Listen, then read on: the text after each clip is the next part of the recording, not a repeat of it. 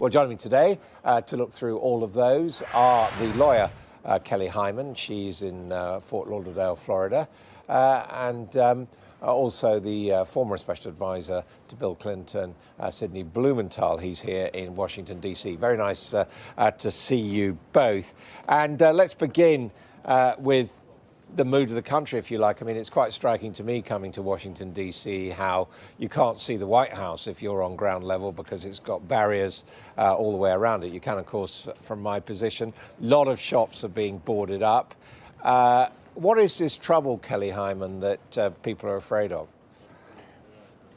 Well, in regards to Trump, people are struggling personally, professionally, and financially, and they want change. And that's what Biden and Harris bring about our country.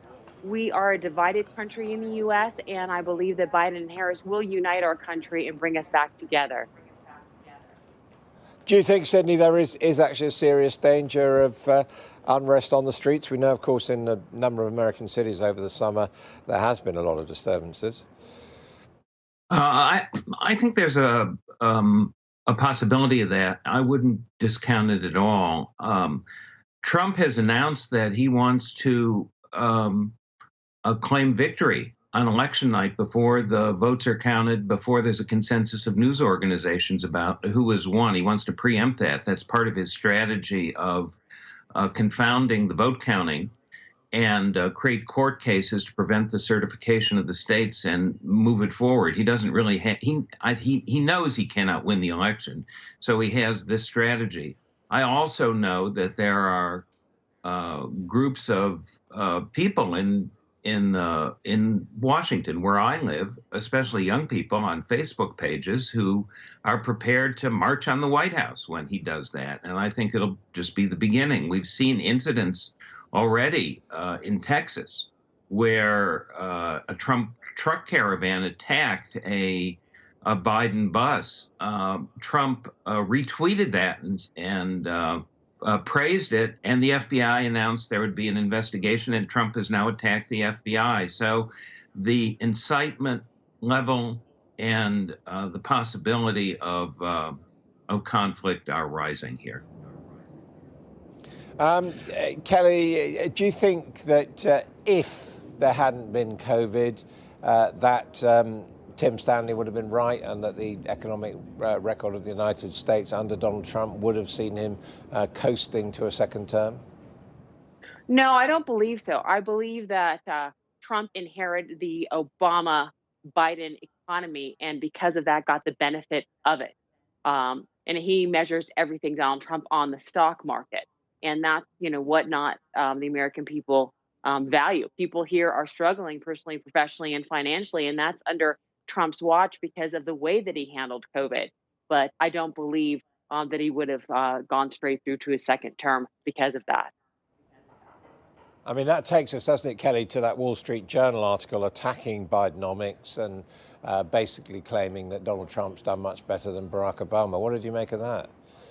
Well, I would totally disagree with that. We have to think about what the economy was and what Obama and Biden inherited. And studies have shown that the U.S. economy does better under a Democratic leadership. And that's what it has done in the past. And so I do believe that with Biden and Harris, our economy will come back and will be much more prosperous and move forward with our country. Sidney, I suspect you'd agree with that. What do you think economically and politically would be the consequences for the UK if Joe Biden is president next year? Well, I've been in conversation with members of the private conversations with some members of the British government, and the sense I get is this: they're trying very hard to contact the Biden team. The Biden team will not speak to anybody of any foreign government. They don't want to do what anything resembling what Trump did.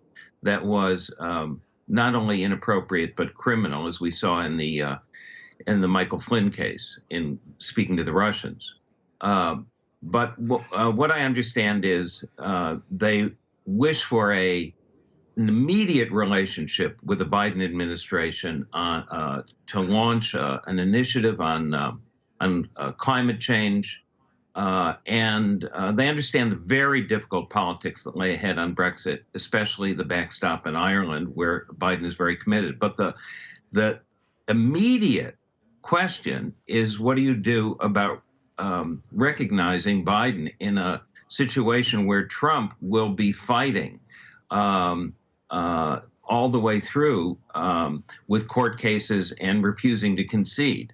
And I believe that the British government is in a race with France and Macron to send the first congratulatory letter.